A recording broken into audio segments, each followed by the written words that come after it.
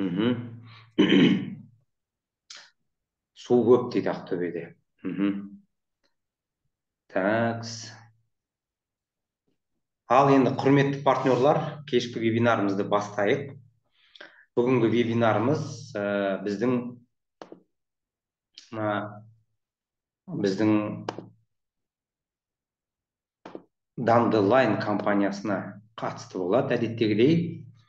Әдеттегідей білесіздер, әр сәрсенбі күні кешке біз қазақ тілінде өткіземіз таңғы жаттығуларды, кешкі вебинарларымызды. Енді құрметті партнерлар, өз-өзімді таныстыра кетейін. Әдеттегідей система бойынша есімім Мақсат Ахметбек, өзім Қарағанды облысы тумасымын. Қазіргі таңда Астана қаласында тұрамын, осында еңбек қыламын. Өзім мамандығым бойынша мен қаржыгермін. Сол банк саласында біраз уақыт жұмыс істедім мамандығым бойынша. Одан кейін үш бағытта кәсіппен айналыстым. Өкінішке орай сол ковидтен кейін бәрін жабуға, тоқтатуға тура келді. Сонымен соңғы осы 4-5 жыл мен тек қана сетевой бизнеспен айналысамын, желілік бизнес. Онымен қатар өзім инфопродюсер мамандығын игердім, және мен нутрициологпын. Қазіргі таңда Dandelion компаниясының серіктесімін. Желтоқсан айына дейін мен Dandelion компаниясында желіні дамыту директор қызметін атқардым. Қазір тек қана партнермын сіздер сияқты. Менің ақпарат беруші спонсорым бұл Шыңғыс Далханов, директор статусында Астана қаласынан. Бір жоғарғы спонсорым бұл Роза Балабиева, супер директор статусында Астана қаласынан. Және бір ең жоғарғы лидерім бұл сіздерге кең танымал компаниямыздың чек номер 1, топ лидері, бизнес сол кісіден басталған болатын. Ол Марал Тажикенова, амбассадор статусында Астана қаласынан. Осындай мықты спонсорлық линиям бар. Енді өзіміздің презентациямызды бастайық, бүгінгі Dandelion компаниясының презентациясына.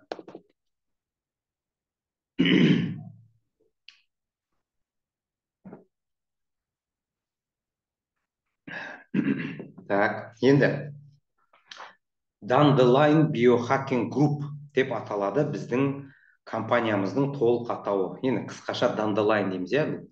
Негізі ағылшыншадан аудармасы қазақшаға бұл бақбақ гүлі, одуванчик деген сөзге келеді.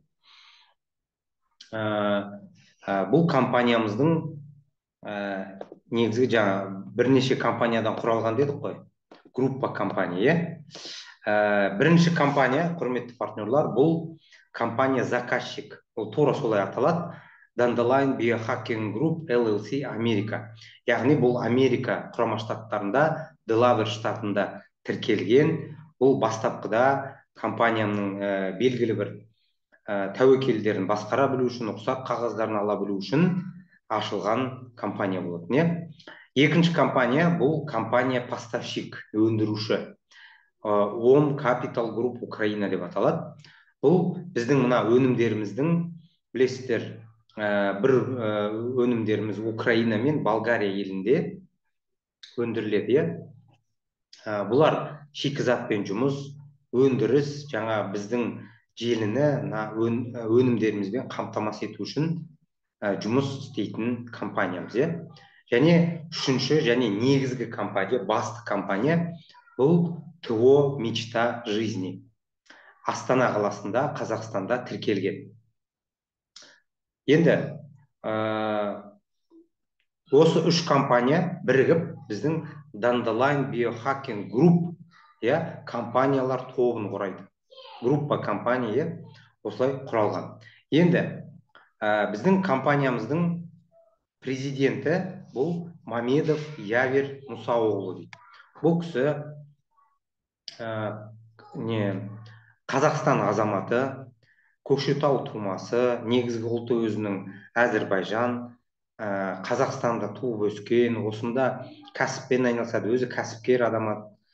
Енді оның бұл құрылтайшы ретінде Чабанец Олег деген өзінің бір серіктесі бар, құрылтайшысы компанияның.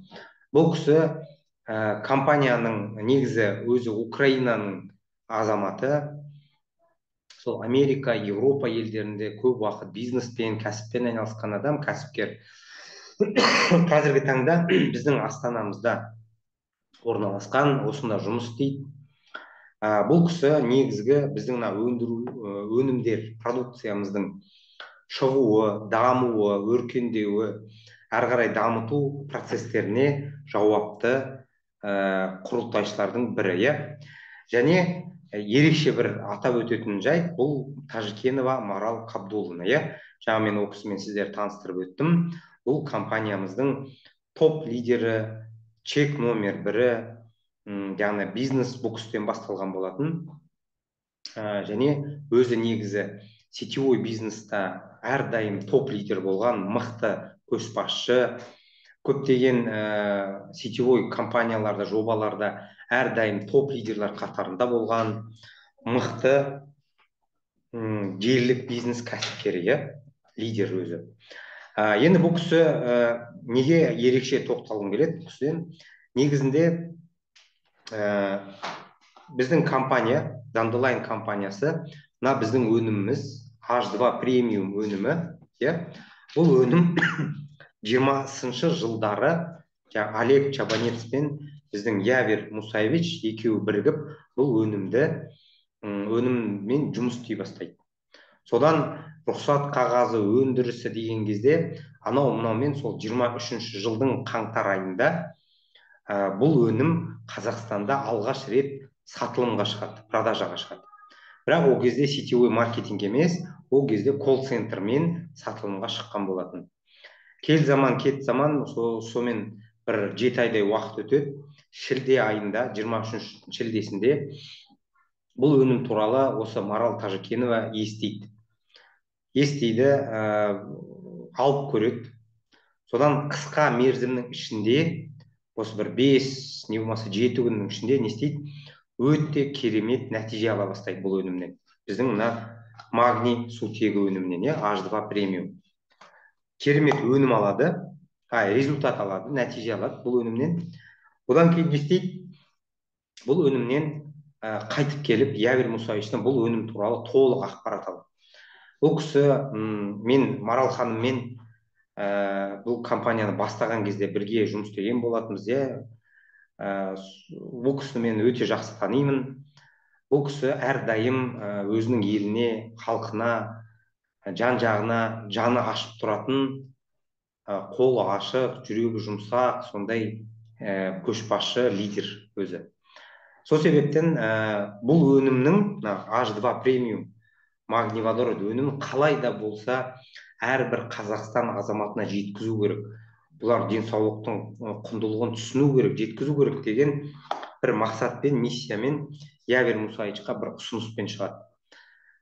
Бұл өнімді колл-центр арқылы емес, сетевой бизнес, желілік бизнес арқылы сатайық деген ұсыныспен шығады. Өзінің ұсынысымен Явер Мусаевич оны мақұлдап, қолдап, осылай біздің Dandelion компаниясы желілік бизнес компаниясына айналып, қазіргі таңда қарқынды дамып кетті. Содан Марал ханым не істейді? Өзі абыройлы, жаңағы лидерлар, сетевиктердің арасында сыйлы азамат болғаннан кейін, өзінің лидерларын бұл жобаға шақырып тіркей бастайды. Сол себептен біздің компаниямыз қазіргі таңда, әрине, бұл қысқа бір мерзімде, 7-8 ай деген сияқты бір қысқа мерзімнің ішінде компания қазіргі таңда өте қарқынды даму үстінде. Қазірдің өзінде 5 мемлекет жұмыс істеп жатыр. Біріншіден бұл Қазақстан, толыққанды Қазақстан қамтылған. Қазақстанның түкпір-түкпірімен 40-қа жуық офис пен склад бар. Екіншісі бұл Қырғызстан елі, көрші бауырлас еліміз. Оның ішінде жаңа Бішкек, Ош, осы 2 негізгі қалаларында офис, склад және лидерларымыз бар. Одан бөлек бізде Өзбекстан елінде Ташкент пен Нукуста офис, складымыз бар, лидерларымыз бар. Толыққанды компания ресми түрде жұмыс істеуде. Осыдан бір 2 апта бұрын, осы наурыз айының 16-сында Явир Мусаевич Мәскеуге, Қазақстанның лидерлерімен бірге Мәскеуге барып келген болатын. Мәскеу, яғни Ресей Федерациясы нарығыда ресми түрде ашылып, Dandelion компаниясы Ресей мемлекетінде толыққанды жұмыс істеуде. Қазіргі таңның өзінде Ресейде қателеспесем 10-нан астам офис пен склад осы қысқа мерзімде, 2 айлық бір мерзімнің ішінде толыққанды ашылып жұмыс істеу үстінде, және 5-ші мемлекет бұл әрине Украина мемлекеті.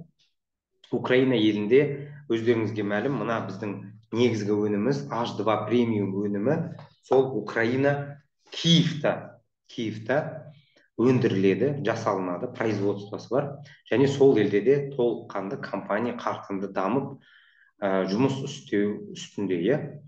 Осылайша 5 мемлекетте толыққанды компания жұмыс істеуде. Енді жоспар бойынша жақын арада Грузия, Түркиелі және кейбір Европа елдері ашылмақ деген бір жоспар естудеміз, алғашқы уақыттарда. Енді компаниямыз қазіргі таңның өзінде 60 мыңнан астам партнері бар, тіркелген осындай қысқа мерзімнің ішінде, 7 айдың ішінде. Одан бөлек компаниямыздың товар обороты 15 миллион доллар төңірегінде. Бір апталық компания өзінің партнерларына 500 миллионға жуық астам ақша, бонус төлеу үстінде апталық. Сондай керемет көрсеткіштер, керемет жетістіктер, керемет қарқынды даму біздің Dandelion компаниясында бар. Әрине соның негізгі бастамасы болған біздің Марал ханым. Енді компаниямыздың негізгі басты офисі Астана қаласында Кенесары 8 адресі бойынша орналасқан. Енді біздің өнімдерге келетін болсақ, TikTok, құрметті TikTok оқырмандарым, өнім туралы мұқият тыңдасаңыздар болады. Бүгін әрдайым кешке мен өнім туралы хабар беріп отырамын. Енді біздің негізгі бірінші өніміміз бұл H2 премиум магний водород, магний сутегі дейміз. Бұл өнім компания алғаш басталған кезде, біз осы шілде айында тіркеліп басталған кезде тек қана бір өнім болатын. Қазіргі таңда өздеріңіз білесіздер, 6 өнім, осындай 6 өніміміз бар. Магний водород, бұл қандай өнім? Бұл компаниямыздың бетке ұстар флагман негізгі өнімі. Бұл өнім компаниямыздың осы 2007 жылы водород сутегі водород формуласы өздеріңіз білесіздер H2 деп, сол үшін H2 премиум деп аталады өніміміздің аты. Водород негізгі құрамында бұл водород бар, сутегі. Осыдан 2007 жылы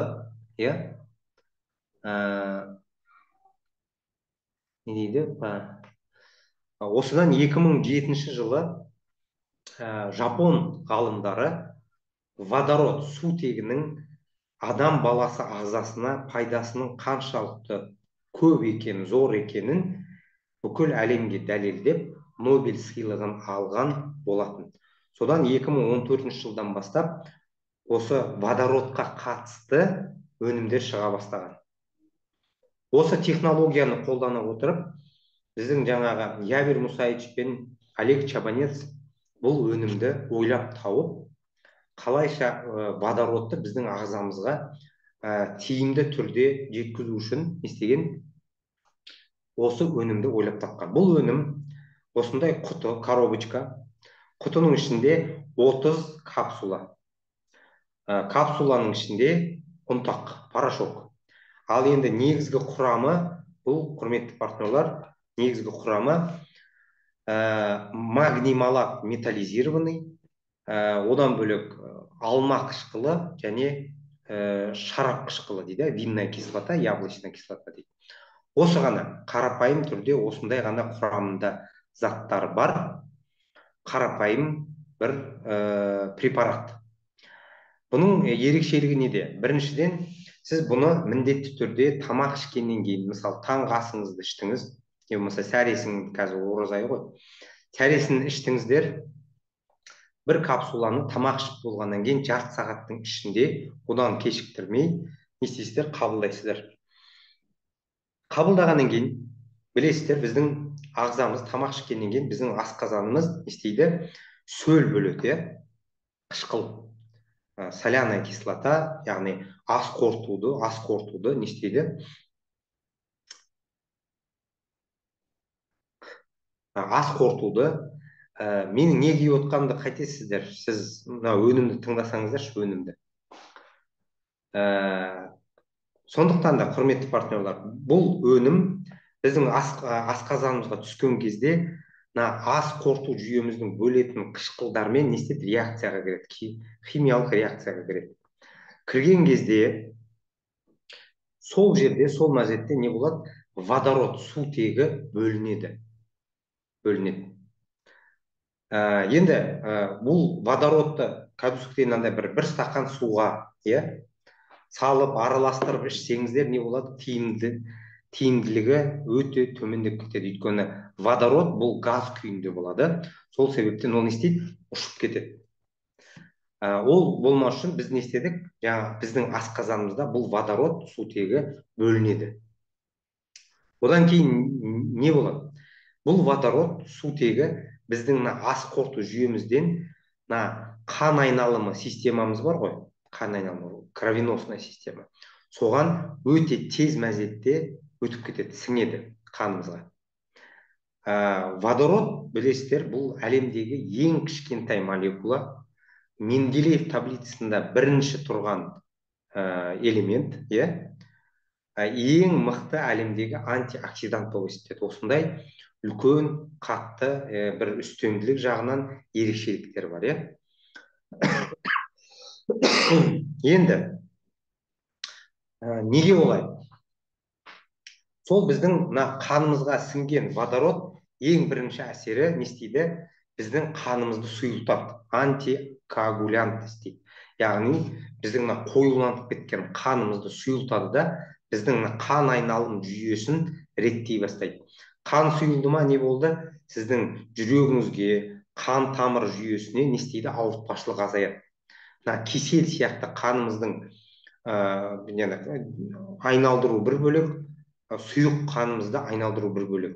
Сондықтан да соның арқасында біріншіден біздің жалпы ең бірінші әсер бұл қан қысымының реттелуі, жоғары болған кісілерде төмендеуі, тым төмен болғандардың орталанып реттелуі байқалады.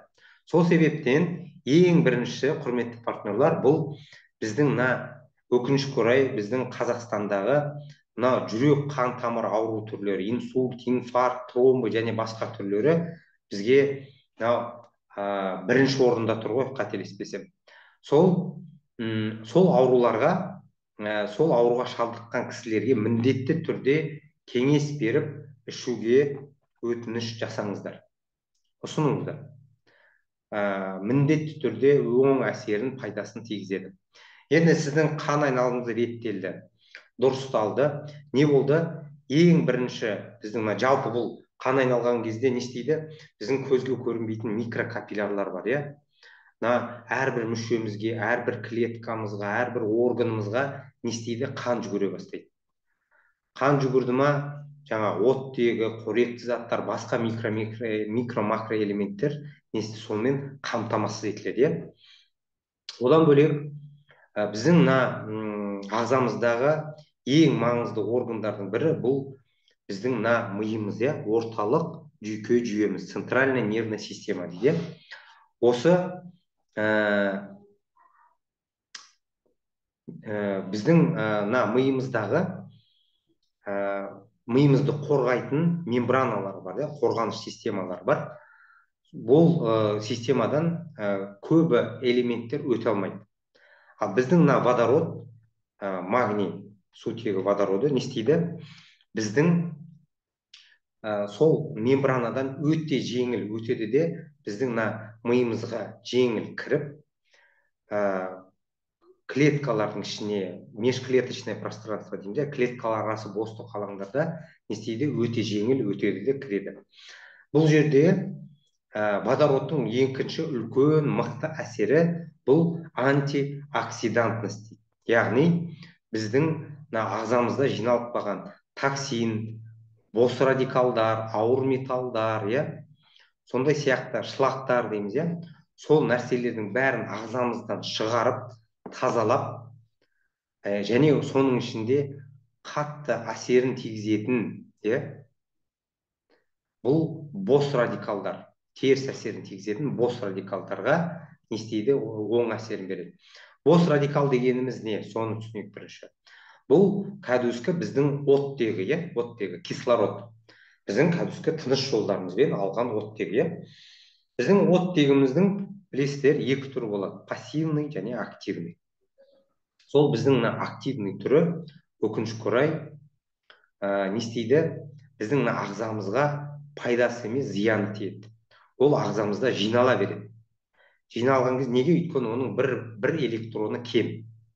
Біздің водород антиоксидант болғаннан кейін, антиоксиданттардың ерекшелігі сонда, олардың бір артық электроны болады.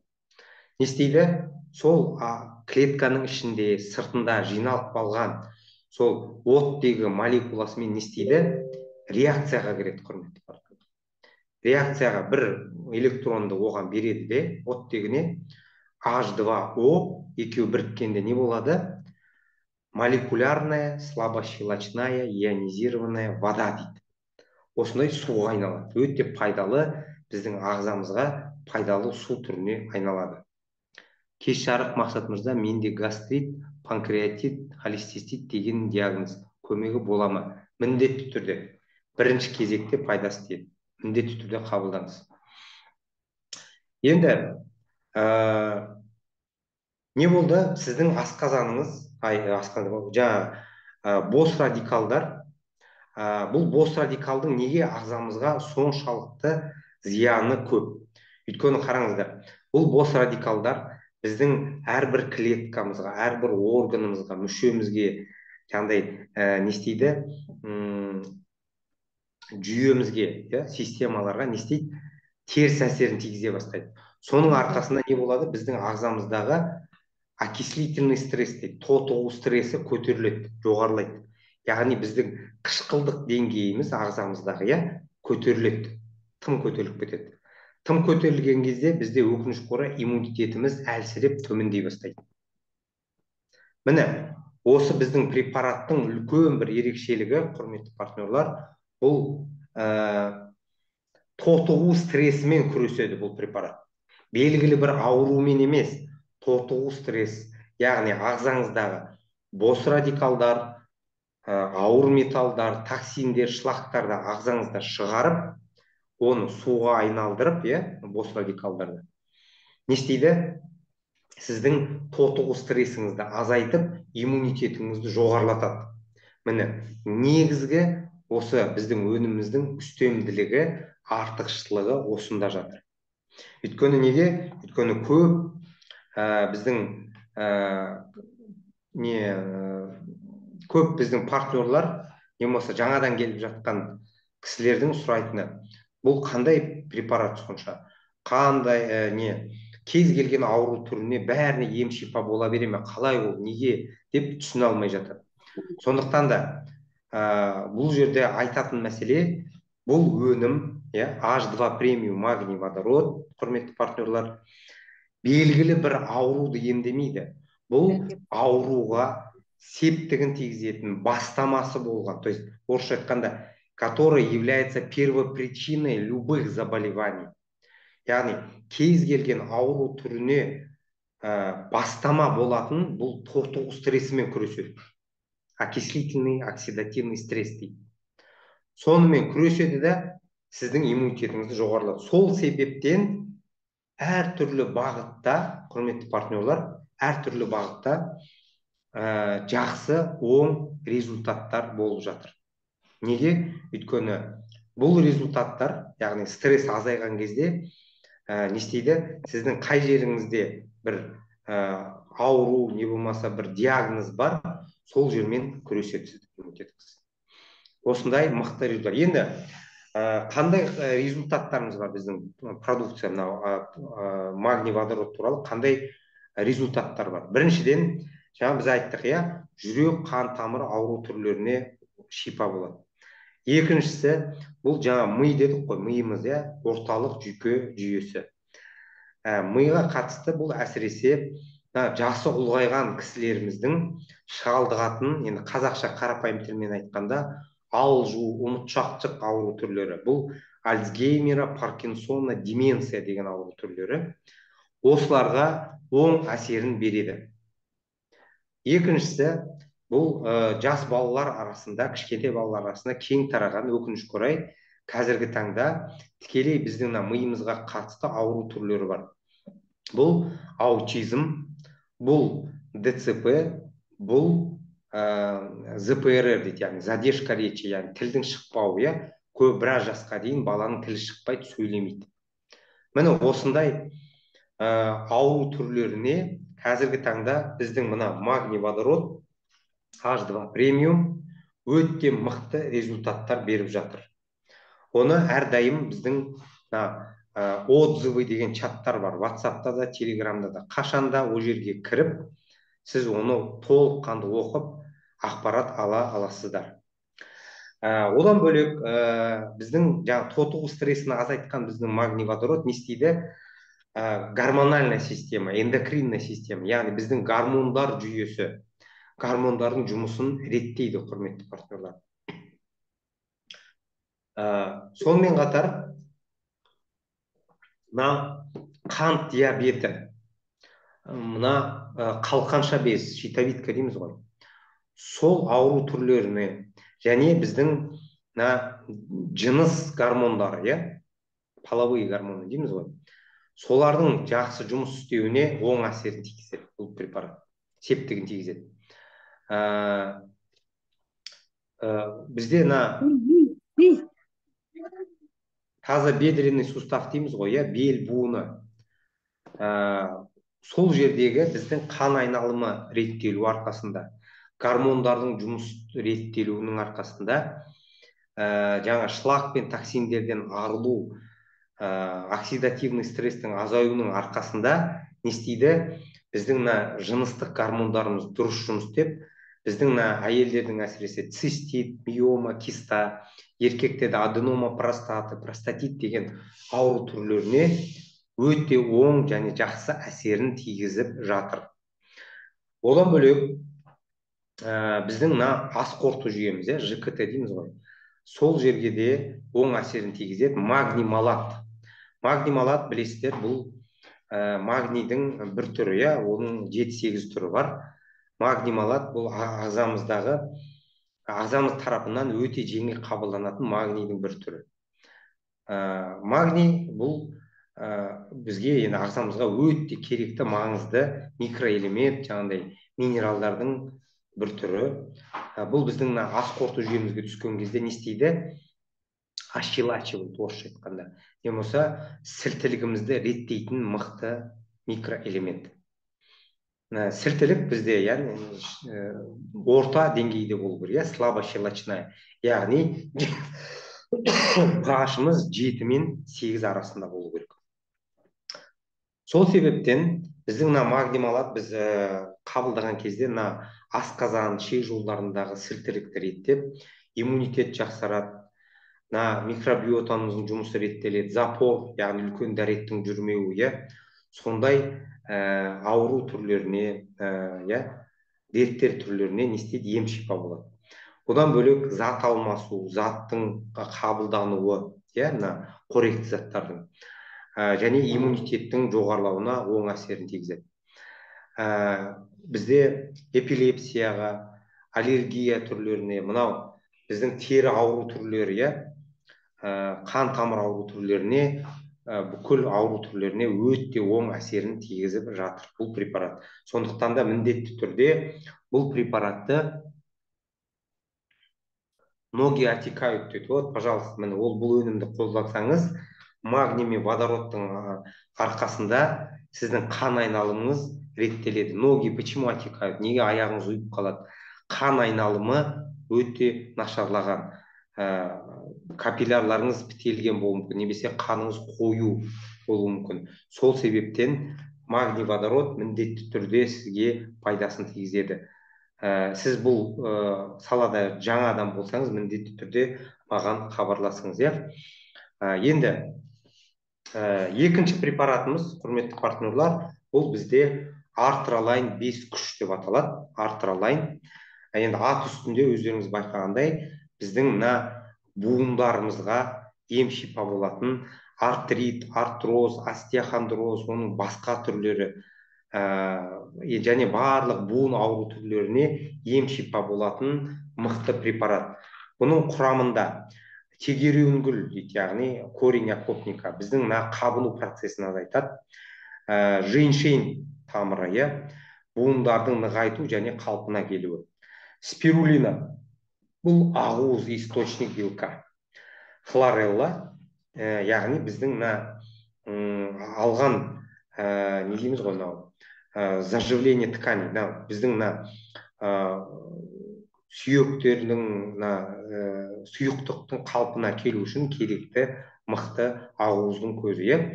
Және ең бесіншісі бұл қалақай. Қалақай бізде білесіздер ауырсыну, яғни обезболивание сезімін азайтып, енді ойлаңызшы, осы комплексына бұл препарат сіздің буындарыңыздың ауруыны тоқтатып, қалпына келіп, қабыну процесін тоқтататын мықты препарат. Бұл өнімді бұл баночка түрінде кетеді, ішінде 90 таблетка. Таблетканы біз бір таблеткадан күніне 3 рет ас ішердің алдында аш қарынға не істейміз, қабылдаймыз. Сол кезде оң әсерін тигізіп жатыр. Бұл өнімді біз былтыр сентябрь айында кіргізген болатынбыз. Қазір өте жақсы, керемет результаттар алып жатыр. Одан бөлек біздің келесі өніміміз бұл Авилайн деп аталады. Авилайн біздің бұл да таблетка күйінде, баночка, 90 таблетка. Бұл антипаразитарный комплекс, яғни біздің ағзамызда жиналып қалған паразиттардан құтылу жолы. Одан бөлек бізде аллергияға, қан айналымына оң әсерін тигізетін мықты препарат. Бұны бір таблеткадан әдеттегідей күніне 3 рет ас ішер алдында қабылдайсыздар. Авилайн антипаразитарный комплекс. Одан бөлек біздің компаниямызға осы жаңа қаңтар айында кірген бұл Диабилайн деген өніміміз бар, иә? Диабилайн. Айтты қозғалтып ұмытып кеттім ғой. Диабилайн. Яғни қант диабетін, реттейтін, қанымыздағы қант мөлшерін ретке келтіріп, қалпына келтіретін мықты препарат. Құрамында топинамбур, брокколи, сульфорафан, туарин және группа витамины В. Диабилайн деген өнім біздің қант мөлшерін реттеуге көмектесетін мықты препарат. Бұл препарат мынандай спрей күйінде болады, құрметті партнерлар, мынандай спрей. Бұны тілдің астына күніне 3 рет тамақ ішердің алдында сеуіп қабылдайсыздар, сеуіп қабылдайсыздар. Келесі препарат, құрметті партнерлар, бұл бізде жаңа препарат, бір 10 күннің уақыт қана болды кіргеніне. Гепалайн деп аталады. Гепалайн, яғни бізде бұл біздің бауырымыз, қанымызды фильтрация жасайтын, тазартатын бауыр органымыздың қалпына келуі, регенерация жасау, интоксикация, детоксикациядан құтылу, осындай функцияны атқаратын мықты препарат болмақ. Бұл жаңа айтқандағымдай басқа өнімдер сияқты тоже осындай баночка күйінде кетеді, бірақ бұл таблетка емес, капсула күйінде болады. Капсула. 60 капсула. Бұны бір капсуладан күніне 2 рет аш қарынға тамақ ішердің алдында қабылдайсыздар. Бауырыңыз не істейді? Құрамын айтып кетейін. Құрамында біріншіден расторопша, яғни бауыр клеткаларының қалпына келуіне көмектеседі. Соевый лецитин дейді, яғни бауырымыздың тазартуы, детоксикациясы өтуі. Және топинамбур, бұл зат алмасу, қалпына келу, гормондардың жұмыстауының реттелуіне керекті мықты ингредиент. Геппалайн, тағы да айтып кетейін, жаңа өнім, кіргеніне бір 10 күн қандай уақыт болды, осындай керемет препарат. Және біздің кіргеніне бір аптада болмады, жаңа препаратымыз бұл Happy Line деп аталады, яғни счастливый деген сөзге мағынаға келеді. Яғни бұл да осындай баночка күйінде болады, 90 таблетка, құрамында, құрметті партнерлар, қараңыздар, валерьянка, біздің не істейді, жүйке кернеуін жеңілдетеді, напряжение түсіреді. Екіншісі пустырник, облегчает наступление, естественно, яғни ұйқымызды реттейді. Әсіресе ұйықтай алмайтындар, ұйқысы нашар кісілерге міндетті түрде кеңес беремін. Үшіншісі хмель дейді, қазақшасы құлмақ. Яғни біздің эмоционалдық фонымыздың реттелуі, ашушаң, ренжісек, жаңағыдай жүрегіне, көңіліне көп ала беретін кісілерге міндетті түрде.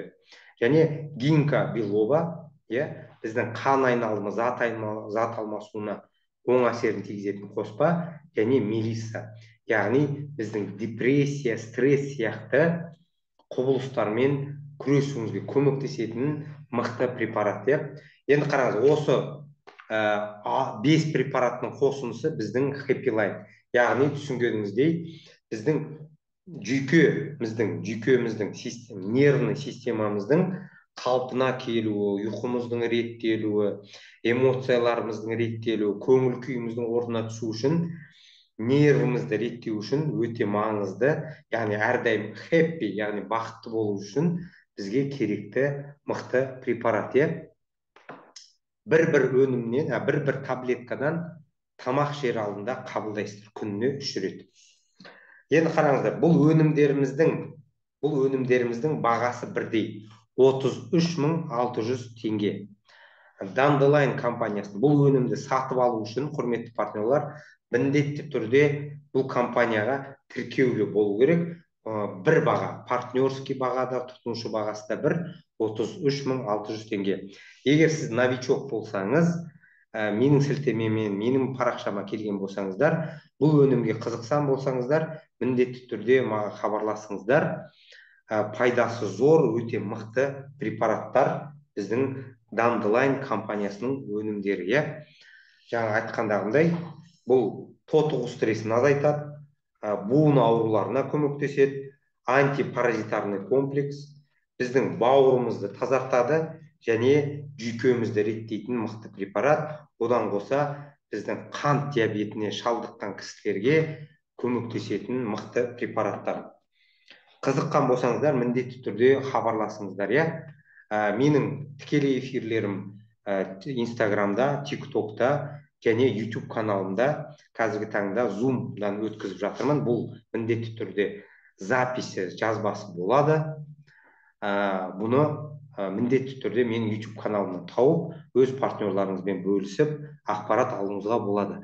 Қан қысымына көмектеседі ме деді. Міндетті түрде магний водородты ішсеңіздер, қан қысымына міндетті түрде қанды сұйылту арқылы, токсиндерді шығару арқылы өте жақсы реттейтін препарат.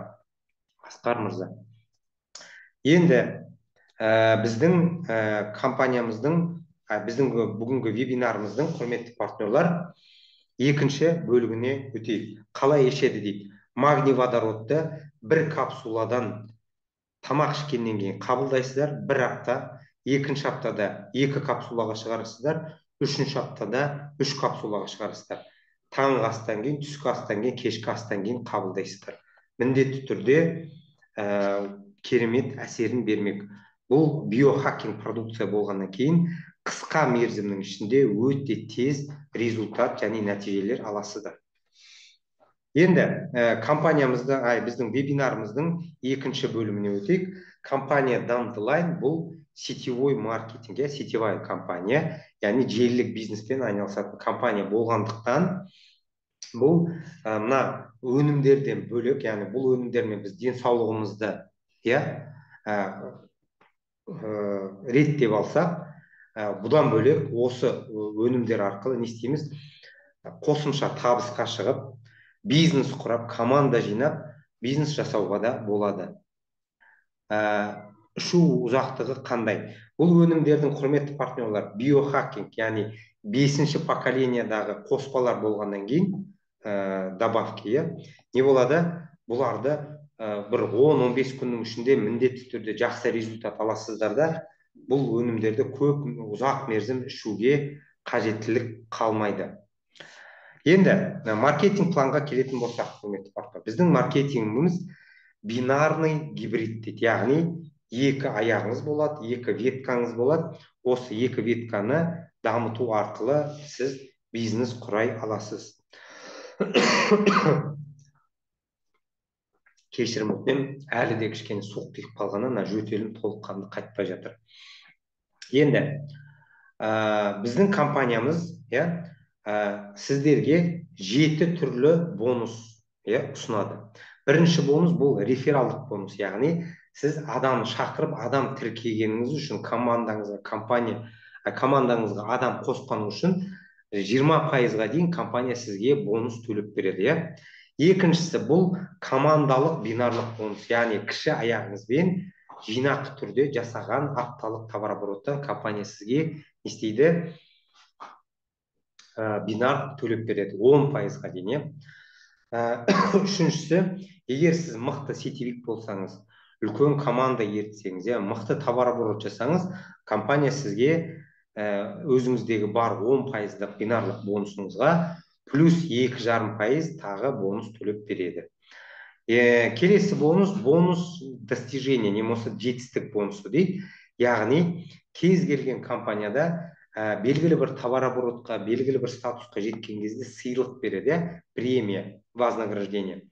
Яғни бізде қарапайым продукция сыйлаудан бастап, ақшалай сыйақы, путешествие, автобонус, смартфон, пәтерге дейін сыйлап береді компания.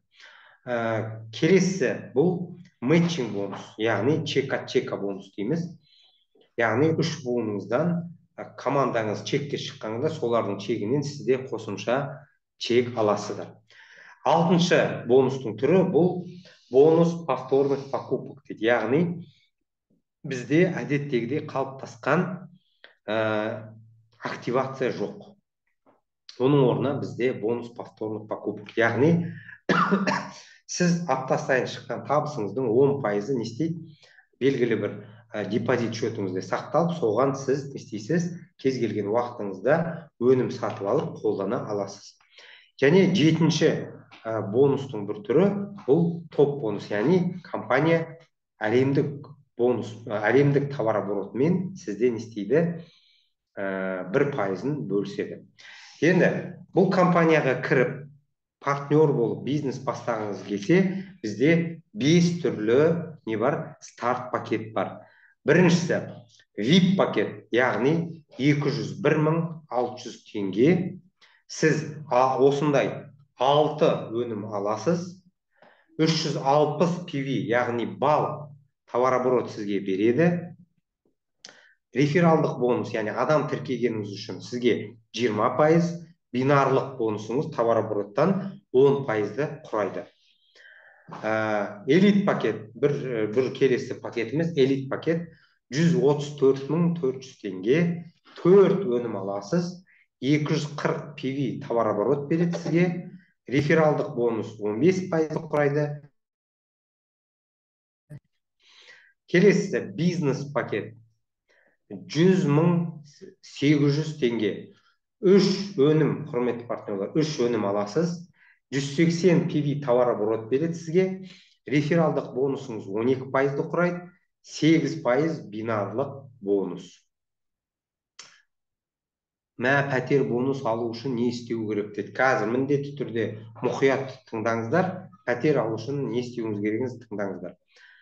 Келесі партнерский пакет 67.200.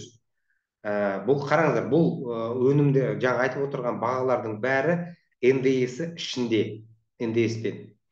67.200 екі өнім аласыз, 120 PV, яғни бал товарооборот, бізде бір PV 500 теңгеге тең, яғни бір балға тең. Бір долларға тең, қателестім.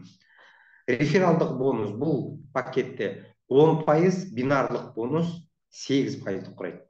Және ең төменгі, ең қарапайым, ең бастапқы пакет бізде клиентский пакет дейді. Яғни 33.600 теңгені құрайды. Сіз бір өнім аласыз, 60 PV товарооборот құрайды. Рефералдық бонус 5%, бинарлық бонус бұл жерде жоқ, 0%-ды құрайды. Міне осындай 5 пакетіміз бар. Бұл жердегі біздің маркетинг планның артықшылықтары неде? Қараңыздар, байқаған болсаңыздар, біздің пакеттердің бағасы НДС-пен бірге, және байқасаңыздар, құны бағасымен беретін PV товарообороты бірге бір, 1 к 1 орысша айтқанда. Не деген сөз? Қараңыз, сіз продукцияны алған кезде бағаның құны 500 теңге болса, бір PV-нің, сіз оны ертең бал шығарып, ол балыңызды ақшаға аударып, вывод жасаған кезде PV тағы да 500 теңгеге тең болады. Яғни прозрачность, шынайылық, яғни көбі сетевой компаниялар секілді PV-дің ішінде жасырын ақша жоқ бізде. Шынайы, толыққанды ақшаңызды аласыз. Одан бөлек бізде тағы бір үлкен бір артықшылық апгрейд бар, яғни обновление. Өз пакетіңізді әрдайым кез келген уақытыңызда не істей аласыздар? Жетіспейтін өнімді сатып алып, апгрейд жасап, өз бизнес уровеніңізді, пакетіңізді жоғарылатуыңызға болады. Кез келген уақытында. Қай ел шығарған? Қазақстандық компания, Украина мен Болгарияда өндіріледі продукция. Енді әрине бизнес жасау үшін міндетті түрде VIP пакетпен бастағаныңызға кеңес берем. Неге? Барлық рефералдық бонустарыңызды не істейсіздер? Толыққанды максималдық түрде аласыз, е? Одан бөлек рефералдық бонус. Біздің жаңа адам тіркеу үшін бірінші бонус туралы айтайық. Яғни, мысалы, сіз VIP пакеттесіз, сіздің рефералдық бонусыңыз 20%-ды құрайды. Сіз тағы да бір VIP пакетті өзіңіздің первый линияңызға адам тіркедіңіз. VIP пакеттің құны 360 PV құрайды. Оны сіздің рефералдық бонус 20%-ға көбейтеміз 500-ге, яғни бір PV-ға, е? Сол кезде нені құрайды? Бұл формула бойынша 36.000 теңгені құрайды. 36.000, яғни ойлаңызшы, құрметті партнерлар, бір адамды тіркегеніңіз үшін 36.000 теңгеге дейін сізге ақша түседі. Яғни, қараңызшы, сіз бұл өнімдердің құндылығын адамға жақсылық тілеп, денсаулығын жақсартсын деп, осыны жеткізіп, бұл өнімдерді алып, денсаулығын жақсартқаны үшін компания бір тіркеген адам үшін сізге 36.000 теңге ақша төлейді. Енді бинарлық структурада білесіздер, тағы да қайталаймын, екі аяғыңыз бар, екі веткаңыз бар. Сізде бинар ашылып, барлық бонустарға толыққанды қол жеткізу үшін оң аяғыңызға бір адам, сол аяғыңызға бір адам, кем дегенде екі адам тіркеп, бинарыңызды ашу деген минимальный требование бар. Сол кезде толыққанды бонусқа қол жеткізе аласыз. Әрине, сіздің жылдамдығыңыз және товарооборотыңызға сай. Енді келесі бинарлық бонус, құрметті партнерлар.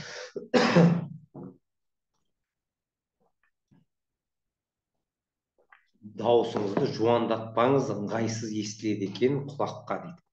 Енді барымыз сол, ренжімеңіздер. Бинарлық бонус бұл әр апта сайын, екі аяғыңыз бар ғой, екі аяғыңыздан кіші аяғыңыздан командалық товарообороттан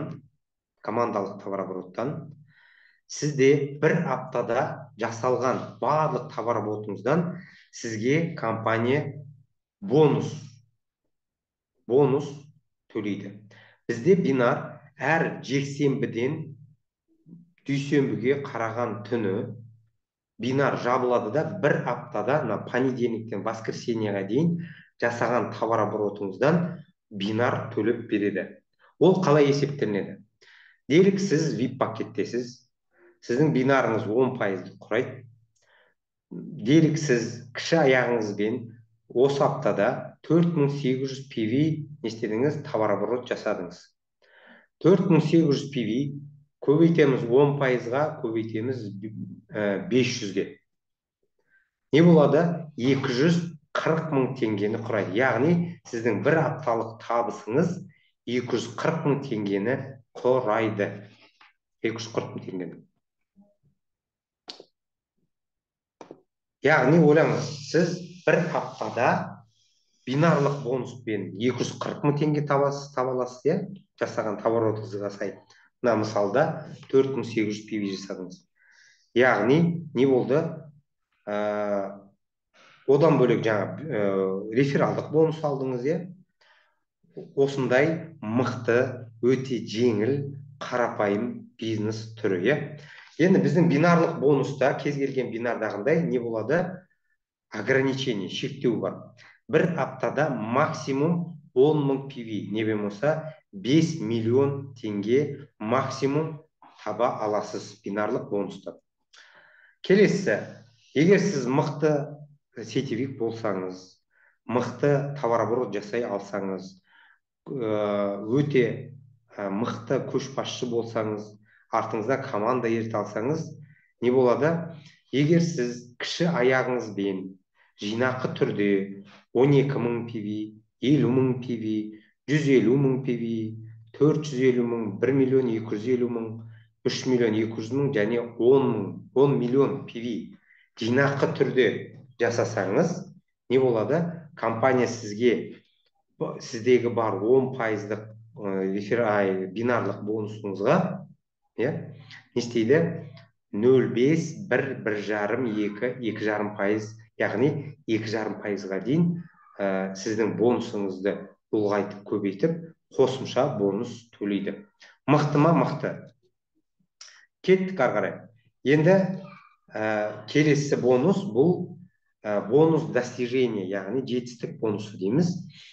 Кез келген сетевой компаниядағындай бізде де компаниямызда сыйлықтар бар, иә? Жаңа кім Инстаграмда бір кісі менен сұраған еді. Маған пәтер бонус алу үшін не істеу керек? Міне, Нұргүл ханым, міндетті түрде мені мұқият тыңдаңыздар. Міне, осы бонуста, жетістік бонусында компания сізге түрлі сыйлықтар береді. Біріншісі, егер сіз кіші аяғыңызбен жинақы түрде 1000 PV товар оборот жасаған кезде компания сізге не істейді? Мынандай екі өнімді, 67 мың теңгелік құнындағы екі өнімді сыйға тартады. Өте жеңіл және қарапайым түрде. Келесі, 1000 PV-іңіз бар, 2000 PV тағы товар оборот жасасаңыз, компания не істейді? Сіз наставник боласыз. 3000 PV наставниксіз. Компания сізге мынандай 3 өнімді, 100 мың теңге құнындағы 3 өнімді сізге сыйлайды. Және бонус 100 PV, яғни 50 мың теңге 50 мың теңге ақшалай сыйақы береді. 9000 PV-ға сіз жеткізсеңіз, кіші аяғыңызбен жинақы түрде, сіз мастер боласыз. Мастерге қол жеткіздіңіз ба, компания сізге 500 PV, яғни 250 мың теңге ақшалай сыйақы береді. Керемет па? Керемет. Байқасаңыздар, бізде взращивание деген жоқ, подтверждение деген жоқ бұл жерде. Келесі, советник деген статус. 30 мың PV жинақы түрде. Сіз советниксіз. Компания сізге iPhone сыйлайды. 600 мың теңге көлеміндегі iPhone. Қазіргі таңда компанияға 150-ге жуық советник бар, барлығына iPhone-дарын компания сыйлады. Бұл деңгейдегі партнерларымыз, лидерларымыз 400 мың теңге мен 600 мың теңге арасында апталық табысқа көз жеткізеді. Келесі, 90 мың PV-ге жеттіңіз ба, сіз директорсыз. Компания сізге 2 адамдық демалысқа жолдама береді. Турция не болмаса араб елдеріне 7 күнге 1.750.000 теңгеге, не болмаса 3,5 мың долларлық құнға тең 2 адамға жолдама береді. Жақсылап тұрып демалып келесіз. Бұл деңгейде қазіргі таңда компаниямызда 40-қа жуық директор бар. Соның 30-ы шамамен уже демалысқа барып қайтты. Бұл деңгейдегі лидерлардың табысы апталық 1 миллион теңге мөлшерінде табысқа көз жеткізеді. Осындай керемет маркетинг план. Байқасаңыз, бұл деңгейге дейін бізде де взращивание жоқ, подтверждение деген жоқ. Келесі, супер директор. 270 мың PV кіші аяғыңызбен накопительно жасасаңыз, сіз супер директорсыз. Компания бұл деңгейде сізге не істейді? 1 минут. Компания сізге автобонус сыйлайды, құрметті партнерлар.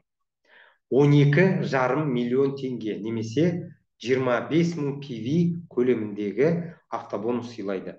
Қараңыздар, бұл жерде бір үлкен бір ерекшелік. Біздің компания бұндай сыйлықтарды 100% сатып алып, ешқандай кредит, лизинг, рассрочка емес, 100% сатып алып, сіздің атыңызға толыққанды аударып, ешқандай шектеу қоймай, обременение, ограничение қоймай, сіздің атыңызға аударып, толыққанды сізге сыйлайды. Тек мынандай талаптарымыз бар. Автокөлік міндетті түрде жаңа болу керек, автосалоннан өзіңіз таңдап аласыз. Қаласаңыз, үстінен ақша қосып, одан да жоғарғы класстан автобонус алуыңызға болады. Қосымша талап, бұл автомобильді, автокөлікті 1 жыл Dandelion деген логотипті жабыстырып алып, 1 жыл теуіп, сатпай өзіңіз қолдануыңыз керек. Сондай шарттарымыз бар, талаптарымыз бар.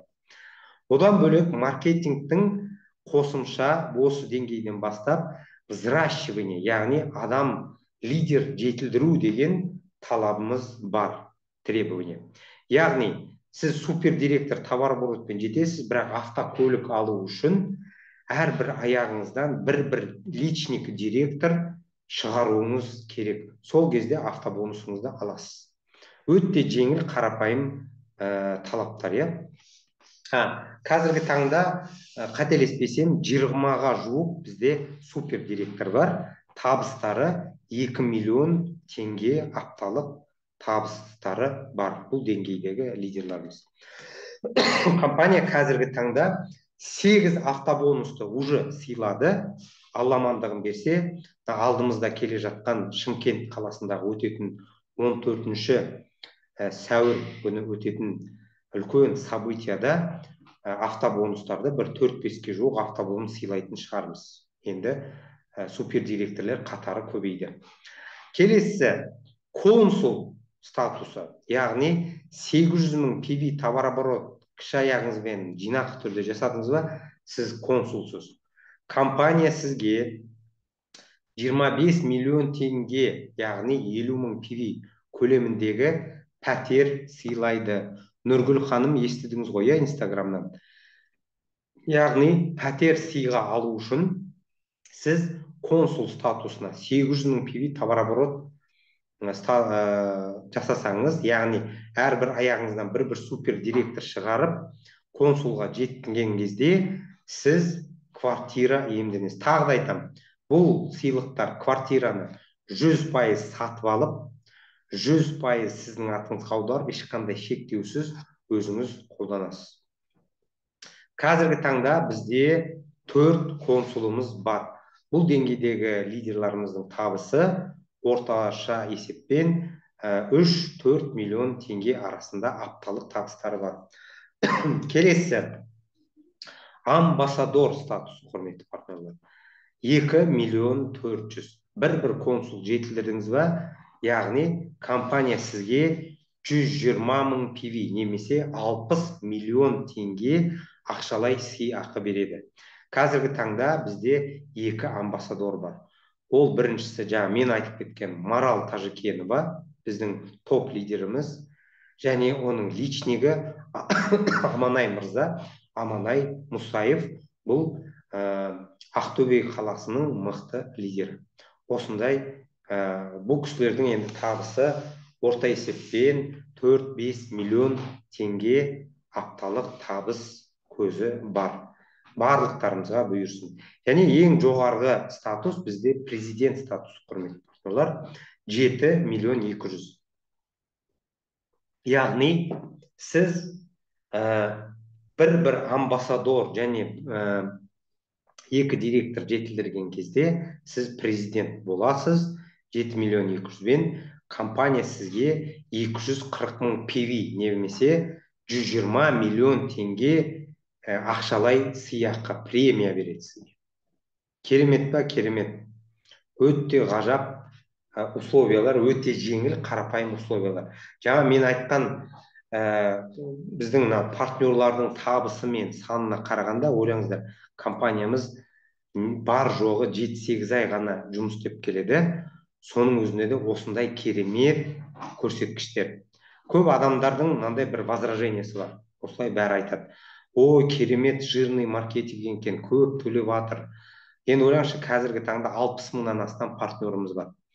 Апталық 500 миллион теңге компания бонус төлейді партнерларына. Көп адамдар ақшадан қорқатын, негативный денежный установкалар бар адамдардың мынандай возражениялар шығады. Бүгін де мен соны естідім. Ой, бұл компания тым көп ақша төлеп жатыр. Бұл хайповый компания, ертең бұл жабылады, банкротқа ұшырайды деген бір возражение естідім. Құрметті партнерлар, мен финансистпін, жаңа басында айттым, қаржыгермін. Бұл маркетинг планды бастан біз есептеген болатынбыз. Біздің маркетинг план 16 миллион адамға, партнерға есептелінген. Сетке 51% береді. Сенесіздер бе? Бұл күнге дейін компания, әрінге дейін компания 51% сетке төлеп келеді. Артық емес, кем емес, одан көп. Әрине, жаңағы бұл возражениенің да бір негізі бар. Егер компания 51%-дан көп төлеп 80-70%-ға шығарып кететін болса, әрине бұл компанияның болашағы мүшкіл болар. Бірақ қазіргі таңда 51% төлем секілді KPI, показатель, көрсеткішті апта сайын ұстап тұрғаннан кейін компания қарқынды даму үстінде, товарооборот ай сайын динамично өсу үстінде, 5 мемлекетті қамту үстінде. Сондықтан да компания әлі де дамымақ. Сондықтан да бұндай возражениені осылай жабаластыр. Еш күмәндарыңыз болмасын. Және келесі бонус түрі бұл повторные покупки. Білесіздер, кез келген сетевиктің уайымы бұл активация. Яғни көбі сетевой компанияларда активация деген бар. Негізінде бұл дұрыс және керек нәрсе. Неге? Компанияның әрбір партнер басына есептелген минимальный товарооборот көрсеткіші бар, талабы бар. Сол сақталмаса, компания не істейді? Құлдырауы мүмкін. Сол үшін негізі сетевой компанияларда активация жасатады. Бұл активация әрине компания үшін керек, бірақ көбі жағдайда біздің сетевиктерге, әсіресе новичоктарға өте ыңғайсыз. Алғашқы табысқа шыққан кезде бұның бәрін активацияға жұмсап, складировать етіп, ешқандай табысқа шыға алмайтын көп сетевиктердің қатары өте көп. Сол себептен біз бұны өзгерткен боламыз. Яғни бізде активация жоқ, ай сайын бізде повторный покупка. Ол қалай? Яғни сіздің апталық шыққан табысыңыздың 10% сіздің депозиттік счетқа кетеді. Мысалы, делік, сіз бір аптада 100 мың теңге табысқа шықтыңыз, соның 10 мың теңгесі сіздің депозитный счетқа кетеді. Әу бастан кетеді. Сол депозитте жиналған PV-ларыңызды не істейсіз? Жеткілікті мөлшерде PV жиналған кезде кез келген уақытта сіз тауар, өнім сатып алу арқылы өзіңізге қолдануға не істейсіз? повторный покупка жасайсыз. Бұның активациядан артықшылығы бізде уақытпен шектеу жоқ. Яғни бізде ай сайын бір продукция алып тұру керек. Айына бір рет повторный покупка жасау керек. Не болмаса мындай пивиға, мындай ақшаға деген ешқандай шектеу мен талап жоқ. Кез келген уақыт. Қаласаңыз күнде жасаңыз, қаласаңыз бәрін жинап 6 айда бір жасаңыз. Бұл өзіңізге, өзіңіздің талабыңызға сай қалған нәрсе. Байқасаңыздар, бұл өте біздің партнерларымызға өте мықты өтті бұл жасаған жаңалығымыз. Сондықтан да бұл өте ыңғайлы бір инструмент, құрметті партнерлар. Одан бөлек сіз повторный покупка жасаған кезде сіздің бір жоғарғы спонсорларыңызға бонус кетсе, сіздің тура солай глубинаңыздағы партнерлар повторный покупка жасаған кезде не болады? Сізге де сол аяғыңыздан, жаңағы покупка жасаған аяғыңыздан сізге бонус түседі, құрметті партнерлар.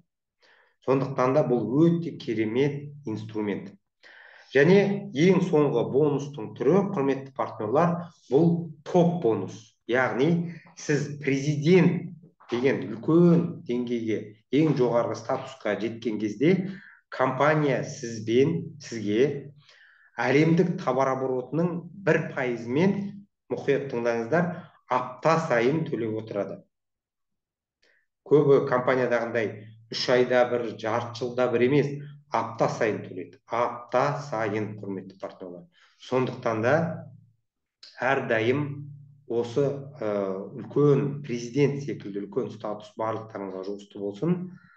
Осымен, құрметті партнерлар, менің бүгінгі вебинарым тамам.